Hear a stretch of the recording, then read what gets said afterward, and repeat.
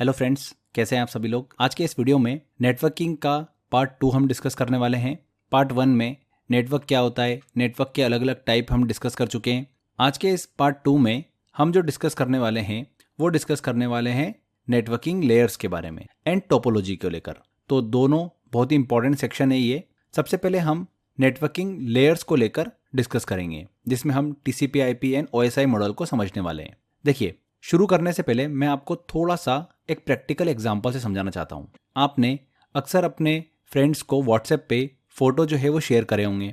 तो मान लीजिए कि आप अपने दोस्त को व्हाट्सएप पर एक फ़ोटो जो है वो भेजना चाहते हैं। तो सबसे पहले आपका फ़ोन क्या करेगा, फ़ोटो को छोटे छोटे हिस्सों में तोड़ देता है, मतलब लेयर्स में डिवाइड कर देता है। फिर वो फ़ोटो जो होता है इंटरनेट के ज़रिए आपके दोस्त तक पहुंच जाता है। आपका दोस्त का फ़ोन जो होता है उस फोटो को वापस सही आकार में जोड़ देता है और स्क्रीन पर दिखाता है। अब इस प्रक्रिया को नेटवर्किंग लेयर के जरिए अंजाम दिया जाता है। समझ में आया आपको? ये लेयर्स ही बताती है कि डेटा कैसे भेजा जाता है और रिसीव किया जाता है। तो यही नेटवर्किंग लेयर्स को हम अब डिस्कस करने वाले हैं। तो सबसे पहले बात आती है कि नेटवर्किंग लेयर्स क्या होती है। तो जब भी आप इंटरनेट का इस्तेमाल करते हैं, जैसे कोई वेबसाइट ओपन करते हैं, ईमेल किसी को भेजते हैं या किसी ऐप से डेटा डाउनलोड करते हैं, तो आपके कंप्यूटर और दूसरे डिवाइस जैसे कि सर्वर या फिर दूसरा कंप्यूटर, उनके बीच डेटा का आदान प्रदान होता है। लेकिन ये डेटा सीधे एक कंप्यूटर से दूसरे कंप्यूटर तक नहीं पहुंचता है। इसे भेजने के लिए कई स्टेप्स फॉलो किए जाते हैं और इन्हें आसानी से समझने के लिए इन स्टेप्स को अलग अलग हिस्सों में बांटा गया है। इन अलग अलग हिस्से को ही क्या बोला जाता है, नेटवर्किंग लेयर्स कहा जाता है। मान लीजिए कि आप एक लेटर जो है वो भेज रहे हैं किसी को। सबसे पहले आप क्या करेंगे, आप चिट्ठी को एक कागज पर लिखते हैं, मतलब डेटा तैयार करना। समझ में आया आपको? फिर उसे एक लिफाफे में हम डाल देते हैं, मतलब डेटा को यहाँ पर क्या कर रहे हैं, हम सुरक्षित कर रहे हैं। फिर आप क्या करते हैं, उसका पता लिखते हैं उसके ऊपर, मतलब डेस्टिनेशन एड्रेस लिखते हैं। इसके बाद पोस्ट ऑफिस के जरिए आप उसे भेज देते हैं, मतलब डेटा को सही रास्ते से भेजना। और आखिरी में वो चिट्ठी उस व्यक्ति को मिलती है जिसके लिए वह भेजी गई है, मतलब डेटा का रिसेप्शन। तो इसी तरीके से नेटवर्किंग लेयर जो होती है एक स्टेप बाय स्टेप प्रक्रिया होती है, प्रोसेस होती है, जिससे डेटा को एक कंप्यूटर से दूसरे कंप्यूटर तक भेजा जाता है। हर लेयर का एक अपना खास काम होता है। जैसे चिट्ठी भेजने में हर स्टेप का एक खास काम होता है। तो इस एग्जाम्पल से आपको अच्छे समझ में आया होगा कि नेटवर्किंग लेयर्स का काम क्या होता है और नेटवर्किंग लेयर्स क्या होती है। अब नेटवर्क में डेटा को सेंड करने के लिए दो तरीके के फ्रेमवर्क जो होते हैं, मतलब स्ट्रक्चर बोल सकते हैं उसको, वो यूज किए जाते हैं। जैसे कि एक होता है OSI मॉडल और दूसरा होता है TCP/IP मॉडल। तो नेटवर्किंग में दो मेजर मॉडल जो है वो यूज किए जाते हैं। इन दोनों मॉडल को अब हम डिस्कस करने वाले हैं, OSI मॉडल और TCP/IP मॉडल। देखिए फ्रेंड्स, इन मॉडल को समझना थोड़ा आसान तब होता है आपके लिए जब आप यह जानते हो कि ये मॉडल्स हमें सिर्फ ये समझाने के लिए बनाए गए हैं कि नेटवर्किंग कैसे काम करती है। जैसे एक बैलगाड़ी को चलाने के लिए अलग अलग हिस्से होते हैं, इंजन होता है, पहिए होते हैं, ठीक है। वैसे ही डेटा को भेजने के लिए भी अलग अलग हिस्से होते हैं, जिन्हें हम क्या बोलते हैं, नेटवर्किंग लेयर्स कहते हैं। OSI मॉडल और TCP मॉडल की बात करी हमने, तो पहले एक इनके बारे में मैं आपको जनरल ओवरव्यू दे देता हूँ, उसके बाद में हम एक एक को अच्छे से डिटेल में स्टडी करेंगे। OSI मॉडल की बात करते हैं तो OSI मॉडल का फुल फॉर्म होता है ओपन सिस्टम्स इंटरकनेक्शन। ये एक ऐसा फ्रेमवर्क होता है। फ्रेमवर्क आप ऐसे समझ सकते हैं कि जैसे कि कोई बिल्डिंग बनती है तो बिल्डिंग का जो स्ट्रक्चर होता है वो उसका क्या होता है, फ्रेमवर्क होता है। जैसे इसमें बीम कॉलम आते हैं, उसी तरीके से OSI मॉडल जो है वो एक ऐसा फ्रेमवर्क है जो ये बताता है कि नेटवर्किंग में डेटा कैसे एक कंप्यूटर से दूसरे कंप्यूटर तक पहुंचाना है। इसे 7 लेयर्स में बांटा गया है और हर एक लेयर का एक अलग काम होता है। जैसे कि आप एक किताब को 7 चैप्टर में बांट दो ताकि हर चैप्टर में एक खास जानकारी दी जा सके। इस मॉडल को ISO मतलब इंटरनेशनल ऑर्गेनाइजेशन फॉर स्टैंडर्डाइजेशन ने 1980 में डेवलप किया था, ठीक है। तो ये OSI मॉडल हो गया, जिसमें 7 लेयर्स जो है हमको देखने को मिलती है। एक कंप्यूटर से दूसरे कंप्यूटर तक हम जो डेटा भेजते हैं उसको 7 लेयर्स में बांटा गया है। अब सेकंड बात करते हैं हम TCP/IP मॉडल की। इनको डिटेल में भी डिस्कस करेंगे, बस मैं आपको पहले स्टार्टिंग में ओवरव्यू देना चाह रहा हूँ, जिससे कि हम जब इनको डिटेल में पढ़ेंगे तो आपको थोड़ा सा अच्छे से समझ में आएगा। TCP/IP मॉडल की बात कर रहे हैं तो इंटरनेट पर डेटा भेजने के लिए सबसे ज़्यादा इस्तेमाल किया जाने वाला ये मॉडल है। ये OSI मॉडल जैसा ही है, लेकिन OSI मॉडल में हमने 7 लेयर्स की बात करी, बट TCP/IP मॉडल में 7 लेयर्स नहीं होती है, इसमें सिर्फ 4 लेयर होती हैं, TCP/IP मॉडल को इंटरनेट की लैंग्वेज भी कहा जा सकता है, क्योंकि इसका इस्तेमाल करके हम इंटरनेट पर किसी भी वेबसाइट या फिर ईमेल या फिर ऐप तक पहुंच पाते हैं। TCP/IP मॉडल को आप किसी हाईवे की तरह समझ सकते हैं, जिस पर हर तरीके की गाड़ी मतलब डेटा चल सकता है। बस, कार, बाइक, जो भी आप एग्जाम्पल समझ सकते हैं। इस हाईवे मतलब TCP/IP मॉडल की बात कर रहे हैं, जिसको अपन ने एक हाईवे कहा है। उसके जरिए ही सभी डेटा एक जगह से दूसरी जगह पहुंचता है। तो आपको क्लियर हुआ अच्छे से? तो चलिए अब जो नेटवर्किंग के दो महत्वपूर्ण मॉडल्स हैं, OSI मॉडल और TCP मॉडल, इनको अब डिटेल में हम पढ़ते हैं, लेयर वाइज पढ़ते हैं। तो सबसे पहले हम बात करते हैं OSI मॉडल की। तो OSI मॉडल का विकास जो है, डेवलपमेंट कब हुआ था? 1980 में हुआ था। इसका मकसद ये समझाना था कि नेटवर्क कैसे काम करता है और अलग अलग नेटवर्क डिवाइसेस और सॉफ्टवेयर के बीच कम्युनिकेशन कैसे होता है। इस मॉडल को ISO मतलब इंटरनेशनल ऑर्गेनाइजेशन फॉर स्टैंडर्डाइजेशन ने डेवलप किया था। ये मॉडल हमें नेटवर्क में डेटा ट्रांसफर की प्रक्रिया जो प्रोसेस होती है उसको समझने में मदद करता है। OSI मॉडल की 7 लेयर्स होती है: physical layer, data link layer, network layer, transport layer, session layer, presentation layer and application layer. सबसे पहले हम बात करते हैं एप्लीकेशन लेयर की। तो एप्लीकेशन लेयर वह लेयर होती है जो यूजर और कंप्यूटर के बीच इंटरफेस का काम करती हैं। जब आप कोई वेबसाइट खोलते हैं या फिर ईमेल भेजते हैं या कोई फाइल डाउनलोड करते हैं, तो ये सब काम जो होते हैं इसी लेयर के जरिए होते हैं। जैसे कि एग्जाम्पल के तौर पर देखें, HTTP। जब आप किसी वेबसाइट को देखते हैं तो HTTP प्रोटोकॉल का इस्तेमाल होता है। इसके अलावा FTP, अगर आप कोई बड़ी फाइल डाउनलोड करते हैं तो FTP का यूज़ किया जाता है। इसके बाद अगला एग्जाम्पल है SMTP। ईमेल भेजने के लिए हम SMTP प्रोटोकॉल का यूज़ करते हैं। तो ये एप्लीकेशन लेयर का काम होता है। इसके बाद हम बात करते हैं प्रेजेंटेशन लेयर की। तो ये लेयर डेटा को एक ऐसे फॉर्मेट में बदलती है जिसे दूसरे कंप्यूटर आसानी से समझ सके। इसके साथ ही ये लेयर डेटा को इनक्रिप्ट मतलब क्या करती है? सुरक्षित कर देती है, और डिक्रिप्ट मतलब समझने लायक करने का काम भी करती हैं। जैसे एग्जाम्पल के लिए JPEG और SSL। JPEG जब आप कोई इमेज देखते हैं तो JPEG फॉर्मेट में होता है। SSL की बात करी हमने, तो अगर आप किसी वेबसाइट पर सिक्योर कनेक्शन बनाना चाहते हैं तो SSL का इस्तेमाल किया जाता है। नेक्स्ट लेयर आती है हमारी सेशन लेयर। देखिए, सेशन लेयर, इसका काम क्या होता है? यूजर के सेशन को मैनेज करना। यानी आप जब लॉगिन या फिर लॉग आउट करते हैं तो यह लेयर जो होती है वो एक्टिव होती है। यह लेयर यह भी देखती है कि आपका डेटा जो है वो सही तरीके से भेजा जा रहा है कि नहीं भेजा जा रहा है। तो सेशन लेयर का काम समझ में आया आपको? क्या होता है? इसका एग्जाम्पल है जैसे कि जिप। अगर आप कोई फाइल कंप्रेस करते हैं तो यह इसी लेयर के जरिए होता है। इसके अलावा NFS, फाइल शेयरिंग के लिए NFS का इस्तेमाल किया जाता है। नेक्स्ट आता है हमारा ट्रांसपोर्ट लेयर। ट्रांसपोर्ट लेयर का काम क्या होता है? डेटा को छोटे छोटे सेगमेंट में डिवाइड करना और यह सुनिश्चित करना, इंश्योर करना कि डेटा सही तरीके से और सुरक्षित तरीके से एक जगह से दूसरी जगह पहुंचे। यह ट्रांसपोर्ट लेयर का काम होता है, जैसा कि इसका नाम है। इसका एग्जाम्पल है TCP। यह प्रोटोकॉल डेटा को सुरक्षित तरीके से भेजता है, चाहे उसमें थोड़ा समय ज़्यादा लगे।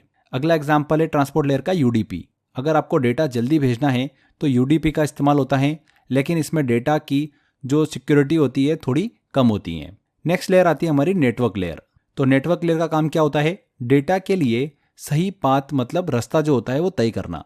जैसे एक पोस्ट ऑफिस सही पते पर चिट्ठी जो है वो डिलीवर करता है, वैसे ही नेटवर्क लेयर का काम क्या होता है? डेटा पैकेट्स को सही जगह पर पहुंचाना। एग्जाम्पल के लिए IPv4, इंटरनेट पर आपके कंप्यूटर को एक यूनिक एड्रेस देने के लिए IPv4 का इस्तेमाल होता है। इसके अलावा ICMP, यह प्रोटोकॉल कनेक्शन को चेक करने के लिए इस्तेमाल होता है। तो यह नेटवर्क लेयर का काम होता है, बेसिकली डेटा के लिए सही पाथ चूज करना। नेक्स्ट लेयर होती है हमारी data link layer. Data link layer, देखिए ये लेयर जो होती है डेटा को सही तरीके से भेजने और अगर डेटा में कोई गलती हो तो उसे ठीक करने का काम करती हैं। इसमें स्विच और ब्रिज जो होते हैं वो डिवाइस का इस्तेमाल होता है। जैसे एग्जाम्पल के तौर पे PPP या STP। PPP मतलब डायरेक्ट कनेक्शन बनाने के लिए PPP का इस्तेमाल होता है। वहीं STP की बात करें तो ये प्रोटोकॉल जो होता है वो सिग्नल को सही तरीके से मैनेज करता है ताकि डेटा सही तरीके से पहुंचे। इसके बाद आखिरी लेयर आती है हमारी फिजिकल लेयर। ये लेयर जो होती है इसका काम होता है हार्डवेयर का इस्तेमाल करके डेटा भेजना। ये लेयर डेटा को बीट्स मतलब 0 या फिर 1 के रूप में सेंड करती है। केबल, हब्स और वाईफाई जैसे हार्डवेयर इस लेयर में हमको देखने को मिलते हैं, मतलब इस लेयर में आते हैं। तो एग्जाम्पल जैसे कर देखिए हम फिजिकल लेयर का, तो वाईफाई हो गया।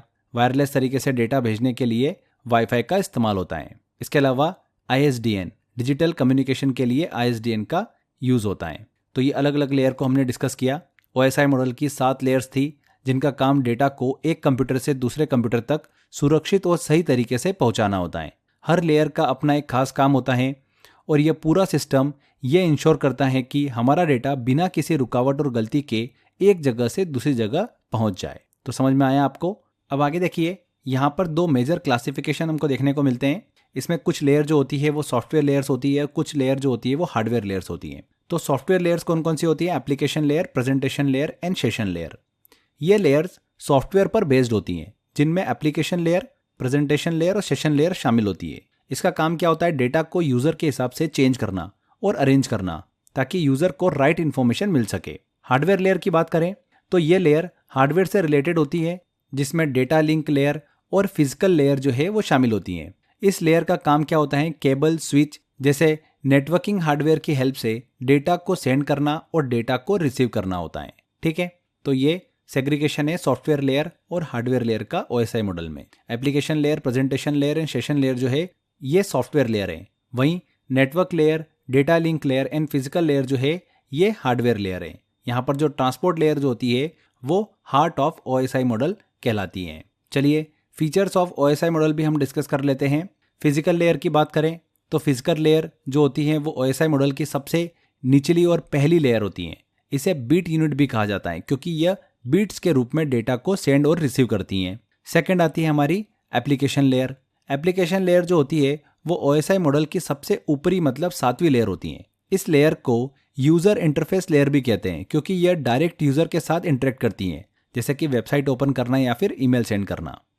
इसके बाद बात करते हैं हम ट्रांसपोर्ट लेयर की।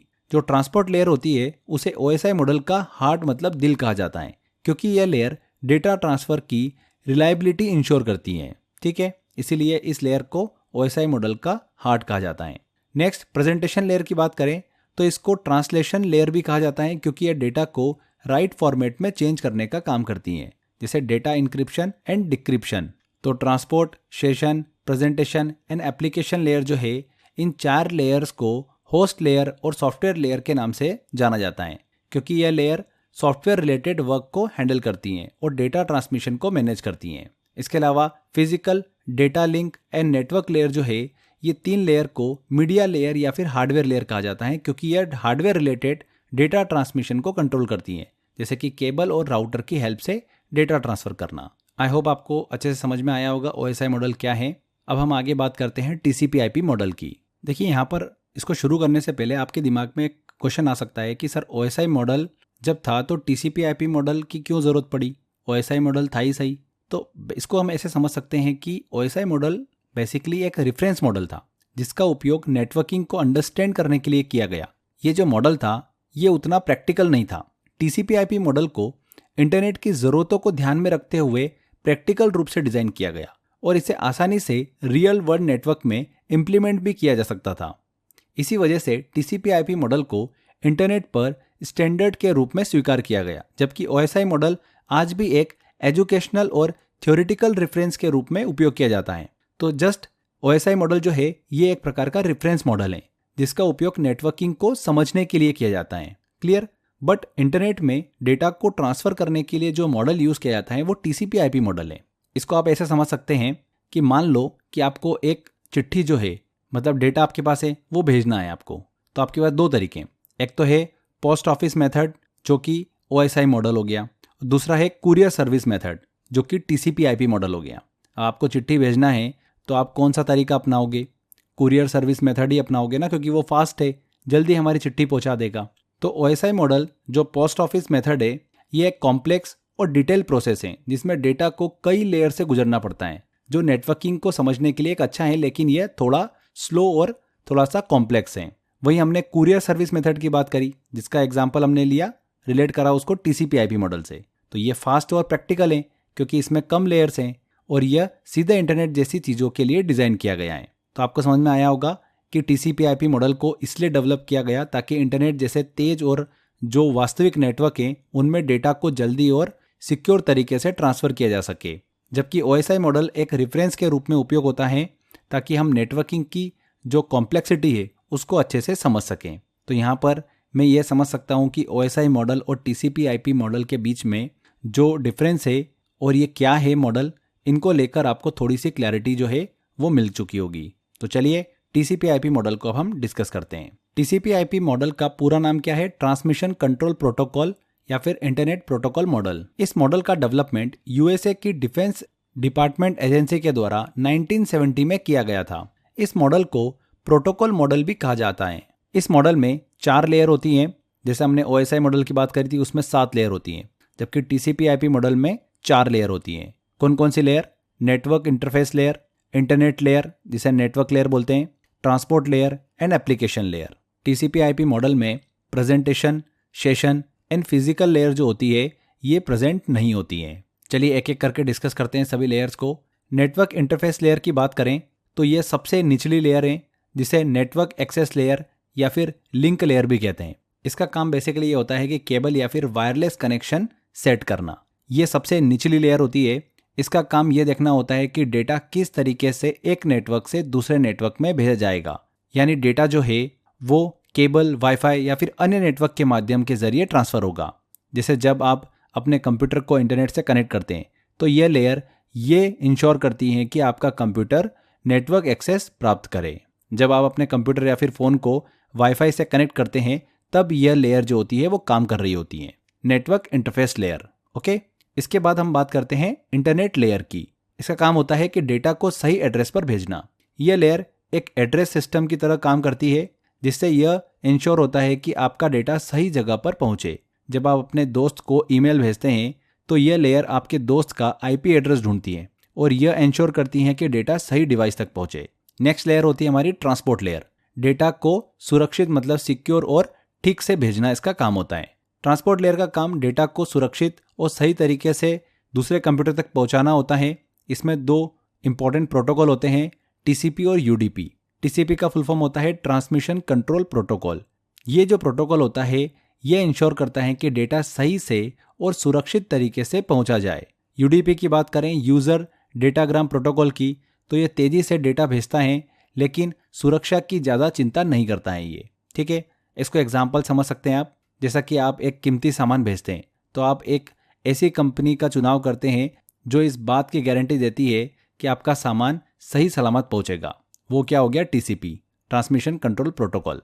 जबकि कुछ मामलों में आप स्पीड को प्रायोरिटी देते हैं और सुरक्षा का उतना ध्यान नहीं रखते हैं, तो वो क्या हो गया? UDP हो गया। तो ये क्लियर हो गया होगा आपको।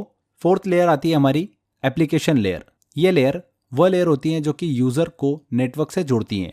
जब आप किसी वेबसाइट को खोलते हैं, ईमेल भेजते हैं या कोई फाइल अपलोड करते हैं तो यह लेयर आपका काम जो है उसको पूरा करती हैं। इसमें कई प्रकार के प्रोटोकॉल हमको देखने को मिलते हैं, जैसे कि HTTP वेबसाइट खोलने के लिए, FTP फाइल ट्रांसफ़र करने के लिए, SMTP ईमेल भेजने के लिए। ठीक है, तो जब आप Gmail पर लॉगिन करके ईमेल भेजते हैं तो ये एप्लीकेशन लेयर का काम होता है जो आपको इंटरनेट से जोड़ती हैं और आपकी ईमेल जो है वो सही जगह पर भेजती हैं। तो ये क्लियर हो गया आपको। तो ये TCP/IP मॉडल की चारों लेयर को हमने डिस्कस किया। तो TCP/IP मॉडल और OSI मॉडल को समझने के बाद फ्रेंड्स, अब हम नेटवर्किंग के एक और महत्वपूर्ण कॉन्सेप्ट की तरफ बढ़ते हैं जो कि है नेटवर्क टोपोलॉजी। नेटवर्क टोपोलॉजी क्या होती है, अब हम इसको अच्छे से डिस्कस करते हैं। देखिए, इसको शुरू करने से पहले TCP/IP मॉडल और नेटवर्क टोपोलॉजी के बीच में एक रिलेशन मैं आपको बता देता हूं, जिससे कि आपको इजीली समझ में आ जाएगा। नेटवर्क टोपोलॉजी इस बात को इंश्योर करती है कि नेटवर्क में डिवाइसेस कैसे जुड़ेंगे और किस पाथ के जरिए डेटा फ्लो करेगा। दूसरी ओर TCP/IP मॉडल जो है वो ये देखता है कि डेटा उस पाथ पर कैसे मूव करेगा और उसे करेक्ट डिवाइस तक कैसे पहुंचाया जाएगा। ठीक है, तो आपको ये समझ में आया कि TCP/IP मॉडल का रोल क्या होता है और नेटवर्क टोपोलॉजी का रोल क्या होता है। तो इस तरीके से एक अच्छा नेटवर्क डिजाइन तब पॉसिबल होता है जब हम सही टोपोलॉजी का चुनाव करें और उसे TCP/IP मॉडल की मदद से एफिशिएंट डेटा कम्युनिकेशन के लिए इंप्लीमेंट करें। और अच्छे से हम डिटेल में डिस्कस करते हैं अब नेटवर्क टोपोलॉजी को। तो टोपोलॉजी का मतलब होता है कि कंप्यूटर्स और डिवाइसेस को नेटवर्क में कैसे जोड़ा गया है। एक नेटवर्किंग में टोपोलॉजी बहुत ही इंपॉर्टेंट होती है क्योंकि ये तय करती है कि डेटा कैसे फ्लो होगा और सिस्टम की स्पीड और इफिशिएंसी कैसी होगी। नेटवर्क टोपोलॉजी के 2 मेजर टाइप होते हैं, एक होता है फिजिकल टोपोलॉजी और दूसरा होता है लॉजिकल टोपोलॉजी। फिजिकल टोपोलॉजी की बात करें तो यह टोपोलॉजी नेटवर्क में हार्डवेयर के एक्चुअल कनेक्शन मतलब केबल को शो करती हैं। वहीं लॉजिकल टोपोलॉजी की बात करें तो यह टोपोलॉजी नेटवर्क में डेटा के फ्लो और उसकी अरेंजमेंट को शो करती हैं। अब नेटवर्किंग में कुछ मेजर टाइप्स की टोपोलॉजी का यूज़ किया जाता है, जैसे कि बस topology, ring topology, star topology, mesh topology या फिर ट्री टोपोलॉजी। तो चलिए एक एक करके सभी को डिस्कस करते हैं। सबसे पहले बात करते हैं बस टोपोलॉजी की। तो बस टोपोलॉजी में सभी कंप्यूटर्स और डिवाइसेस एक ही केबल मतलब बैकबोन केबल से जुड़े हुए होते हैं। इसे लीनियर बस भी हम कहते हैं। इसमें सभी कंप्यूटर एक ही केबल के साथ जुड़े हुए होते हैं। इसमें अगर केबल टूट जाए तो पूरा नेटवर्क बंद हो जाता है। इसमें डेटा की स्पीड स्लो होती है क्योंकि सभी डिवाइसेस एक ही केबल का यूज़ करते हैं। इस टोपोलॉजी का यूज़ वहाँ किया जाता है जहाँ पर डेटा एक स्ट्रेट लाइन पर भेजा जाना होता है। इसमें अगर केबल खराब हो जाती है तो पूरा नेटवर्क रुक जाता है। तो ये होती है बस टोपोलॉजी। रिंग टोपोलॉजी की बात करें तो रिंग टोपोलॉजी में नेटवर्क की बनावट एक गोल रिंग की तरह होती है। इसमें सभी डिवाइसेस जैसे कंप्यूटर जो होते हैं अपने अगले और पिछले डिवाइसेस से जुड़े हुए होते हैं, जिससे यह एक सर्कुलर कनेक्शन बनाते हैं। इसमें सभी डिवाइसेस एक सर्कुलर तरीके से जुड़े हुए होते हैं, मतलब एक डिवाइस का डेटा अगले डिवाइस के जरिए आगे बढ़ता है। साथ ही में इसमें डेटा की स्पीड स्लो हो जाती है क्योंकि डेटा को एक एक डिवाइस से गुजरना पड़ता है। यहाँ पर सभी डिवाइसेस को एक दूसरे से जोड़ने के लिए हर एक डिवाइसेस का ठीक रहना बहुत ही इंपॉर्टेंट रहता है। इसमें जो डेटा होता है वो केवल एक डायरेक्शन में ही भेजा जा सकता है, मतलब यूनिडायरेक्शनल, एक तरफ से दूसरी तरफ। अगर इसमें एक भी डिवाइसेस या कनेक्शन में खराबी आ जाएगी तो पूरा नेटवर्क रुक जाएगा। तो क्लियर हो गया आपको रिंग टोपोलॉजी। नेक्स्ट हम बात करते हैं अब स्टार टोपोलॉजी की। स्टार टोपोलॉजी में सभी कंप्यूटर और डिवाइसेस एक सेंट्रल डिवाइस से जुड़े हुए होते हैं, जिसे हब या फिर स्विच कहते हैं हम। यह नेटवर्क स्टार की तरह दिखाई देता है, जिसमें सेंट्रल डिवाइस जो होता है वो सभी डिवाइसेस के बीच में डेटा भेजने का काम करता है। इसमें सभी डिवाइसेस हब और स्विच से जुड़े हुए होते हैं जो नेटवर्क के बीच में होता है। इस टोपोलॉजी में किसी भी डिवाइस को आसानी से जोड़ा या फिर हटाया जा सकता है, जिससे नेटवर्क में चेंजेस करना थोड़ा ईजी हो जाता है। इस टोपोलॉजी में नेटवर्क में किसी प्रॉब्लम का पता लगाना और उसे ठीक करना ईजी होता है क्योंकि सभी डिवाइसेस एक ही सेंट्रल डिवाइस से जुड़े हुए होते हैं। इस टोपोलॉजी में हब और स्विच के कारण डेटा स्पीड से भेजा जा सकता है क्योंकि यह डेटा को राइट डिवाइस तक पहुंचाने में हेल्प करता है।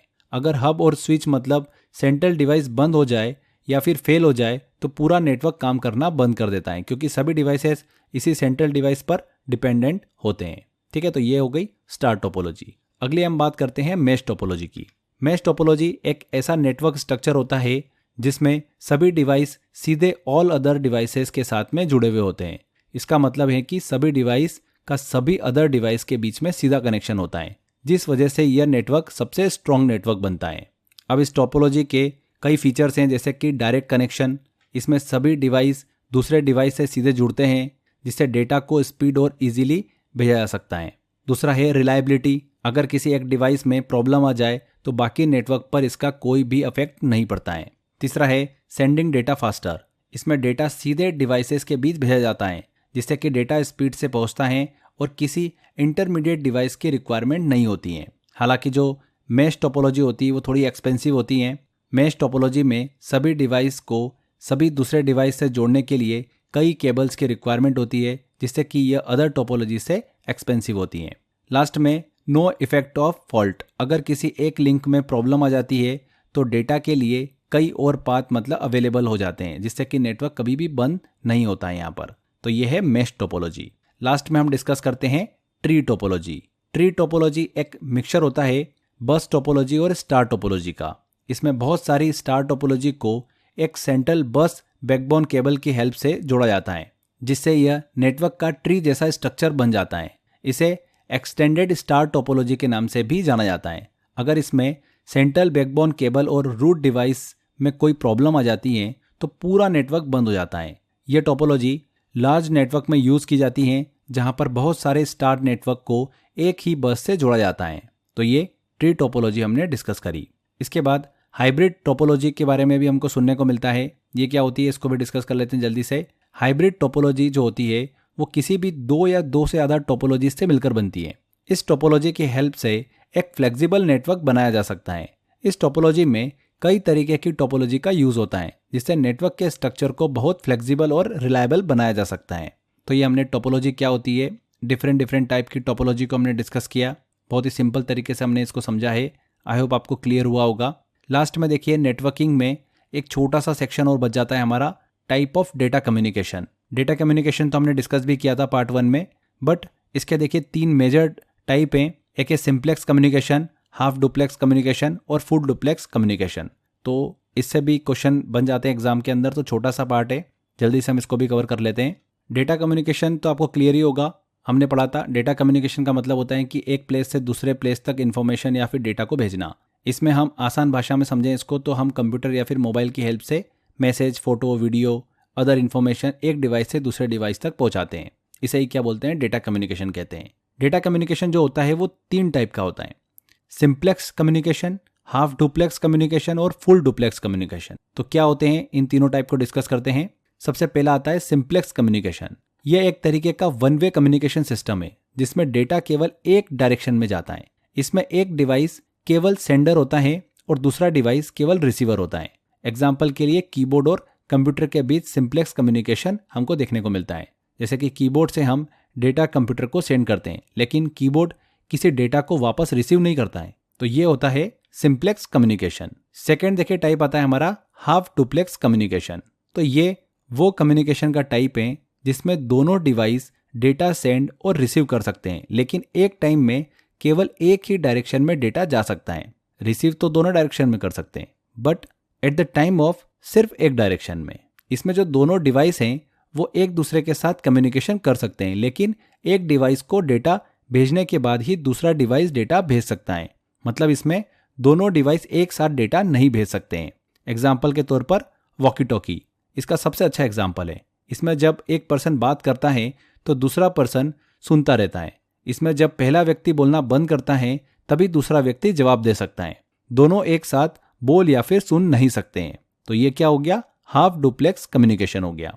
तीसरा कम्युनिकेशन होता है full duplex communication. Full duplex communication एक ऐसा कम्युनिकेशन सिस्टम है जिसमें दोनों डिवाइस एक साथ डेटा को सेंड कर सकते हैं और रिसीव भी कर सकते हैं। इसका मतलब है कि दोनों डिवाइस जो होते हैं वो एक ही टाइम में एक दूसरे के साथ कम्युनिकेशन कर सकते हैं, जिससे डेटा का एक्सचेंज बहुत ही स्पीड से और इफेक्टिव होता है। एग्जाम्पल के तौर पर 2 कंप्यूटर जो एक नेटवर्क से जुड़े हुए होते हैं एक ही टाइम में एक दूसरे के साथ डेटा सेंड और रिसीव कर सकते हैं। ये टेलीफोन कॉल की तरह काम करता है, जहां पर दोनों पर्सन एक ही टाइम में बात कर सकते हैं और सुन सकते हैं। तो ये हमने टाइप ऑफ डेटा कम्युनिकेशन को डिस्कस किया, सिंप्लेक्स, हाफ डुप्लेक्स और फुल डुप्लेक्स। लास्ट में देखिए टॉपिक तो हमारा कंप्लीट हो चुका है, बट 2 टर्म और हम डिस्कस कर लेते हैं जो कि एग्जाम पॉइंट ऑफ व्यू से थोड़ा सा इंपॉर्टेंट है। पहली टर्म है VoIP, voice over internet protocol. VoIP की बात करें तो एक ऐसी टेक्नोलॉजी है जो कि इंटरनेट प्रोटोकॉल की हेल्प से वॉइस और मल्टीमीडिया कम्युनिकेशन को सेंड और रिसीव करने की फैसिलिटी प्रोवाइड करती है। इसे इंटरनेट पर ऑडियो कॉल करने के लिए यूज किया जाता है। दूसरी हमारी टर्म है VoLTE, वॉइस ओवर LTE। इसका पूरा नाम होता है voice over long term evolution. ये टेक्नोलॉजी मोबाइल नेटवर्क की हेल्प से हाई स्पीड वायरलेस कम्युनिकेशन की फैसिलिटी प्रोवाइड करती है। LTE का यूज मुख्य रूप से डेटा ट्रांसमिशन के लिए किया जाता था, लेकिन VoLTE की हेल्प से अब वॉइस कॉल भी इसी नेटवर्क पर भेजी जा सकती हैं, जिससे कॉल की क्वालिटी और कनेक्टिविटी में इंप्रूवमेंट होता है। इसका पूरा नाम जरूर दिमाग में रखिएगा, voice over long term evolution, जो कि एक टेक्नोलॉजी है जो मोबाइल नेटवर्क की हेल्प से हाई स्पीड वायरलेस कम्युनिकेशन की फैसिलिटी प्रोवाइड करती हैं। ठीक है, तो यहाँ पर फ्रेंड्स हमारा ये नेटवर्किंग वाला टॉपिक कंप्लीट होता है। पार्ट 1 और पार्ट 2 में हमने इस पूरे टॉपिक को कंप्लीट किया है। थोड़ा सा बड़ा टॉपिक है, इसीलिए हमने इसको 2 पार्ट में कंप्लीट किया है। चलिए अब हम बात करते हैं कि इस टॉपिक से किस तरीके के क्वेश्चन पूछे जाते हैं एग्जाम के अंदर। कुछ क्वेश्चन लेते हैं और उनको सॉल्व करते हैं, जिससे आपको आइडिया लगेगा कैसे क्वेश्चन इस टॉपिक से बन रहे हैं एग्जाम में। देखिए पहला क्वेश्चन है, कंप्यूटर नेटवर्क के संबंध में TCP का क्या अर्थ है? तो TCP का यहाँ पर अर्थ क्या है, ट्रांसमिशन कंट्रोल प्रोटोकॉल। TCP एक बहुत ही इंपॉर्टेंट प्रोटोकॉल है जो कि इंटरनेट पर डेटा के ट्रांसमिशन को कंट्रोल करता है। यह प्रोटोकॉल यह इंश्योर करता है कि डेटा एक डिवाइस से दूसरे डिवाइस तक सुरक्षित और सही तरीके से पहुंचे। ठीक है, तो TCP का यहाँ पर फुल फॉर्म क्या है, ट्रांसमिशन कंट्रोल प्रोटोकॉल। अगला क्वेश्चन है, कंप्यूटर नेटवर्क के OSI मॉडल में कितनी लेयर हमको देखने को मिलती है? तो OSI मॉडल में कितनी लेयर होती है? 7 लेयर होती है। अगला क्वेश्चन है, सीरियल केबल किस लेयर का एग्जाम्पल है? तो किस लेयर का एग्जाम्पल है? फिजिकल लेयर का। सीरियल केबल फिजिकल लेयर का एग्जाम्पल है क्योंकि यह नेटवर्क के फिजिकल ट्रांसमिशन मीडियम को दर्शाता है। फिजिकल लेयर नेटवर्क में डेटा को बीट्स के रूप में ट्रांसमिट करने के लिए एक फिजिकल कनेक्शन को मैनेज करती हैं। तो यहाँ पर फिजिकल लेयर बिल्कुल सही आंसर होगा। अगला क्वेश्चन है टीसीपी यूडीपी किस लेयर के एग्जाम्पल हैं? तो टीसीपी यूडीपी किस लेयर के एग्जाम्पल है? ट्रांसपोर्ट लेयर के एग्जाम्पल है। हमने डिस्कस भी किया था, एग्जाम्पल से भी मैंने आपको बताया था। टीसीपी का मतलब होता है ट्रांसमिशन कंट्रोल प्रोटोकॉल और यूडीपी का मतलब होता है यूजर डेटाग्राम प्रोटोकॉल। टीसीपी का काम क्या होता है? डेटा को सही तरीके से भेजना और रिसीव करना। टीसीपी डेटा की रिलायबिलिटी और सिक्वेंसिंग को इंश्योर करता है, जबकि यूडीपी जो है एक light weight connection less protocol है जो कि स्पीड पर पूरी तरीके से केंद्रित मतलब फोकस करता है। तो यहाँ पर सी आंसर बिल्कुल सही होगा। ट्रांसपोर्ट लेयर के एग्जाम्पल है टीसीपी और यूडीपी। अगला और आखिरी क्वेश्चन लेते हैं, एचटीटीपी किस लेयर का एग्जाम्पल है? तो एचटीटीपी जो है ये एप्लीकेशन लेयर का एग्जाम्पल है। एप्लीकेशन लेयर यूजर और नेटवर्क के बीच इंटरेक्शन के लिए होती है। एचटीटीपी का उपयोग वेब ब्राउजर और वेब सर्वर के बीच डेटा को ट्रांसमिट करने के लिए किया जाता है। तो एचटीटीपी किस लेयर का एग्जाम्पल है? एप्लीकेशन लेयर का एग्जाम्पल है। तो ऐसे क्वेश्चन एग्जाम के अंदर फ्रेंड्स इस टॉपिक से पूछे जाते हैं। आई होप आपने सारे क्वेश्चन बना लिए होंगे। मैंने और भी क्वेश्चन दिए आपको टेस्ट वाले सेक्शन में। अच्छे से टेस्ट की प्रैक्टिस करिए, बार बार टेस्ट लगाइए। क्वेश्चन जो मैंने आपको दिए हैं इन्हीं में से एग्जाम में आपसे पूछे जाएंगे। नेटवर्किंग ऐसा टॉपिक है जिससे एग्जाम के अंदर क्वेश्चन पूछे ही जाते हैं। थोड़ा सा कॉम्प्लेक्स टॉपिक भी है, थोड़ा डिफिकल्ट भी है, बट मैंने पूरी कोशिश करी है कि आपको बहुत ही सिंपल तरीके से मैं आपको समझाऊं एंड आपको समझ में भी आया होगा। बस मेहनत करते रहिए, जितना कंटेंट आपको दिया है उतना अच्छे से पढ़ लीजिए एंड बार बार क्वेश्चन की प्रैक्टिस करिए। इस टॉपिक से एग्जाम के अंदर क्वेश्चन पूछेंगे आपसे, 100% बिल्कुल आप सही करोगे। तो फ्रेंड्स आज के इस सेशन में इतना ही, मिलते हैं अगले सेशन में। Till then bye bye.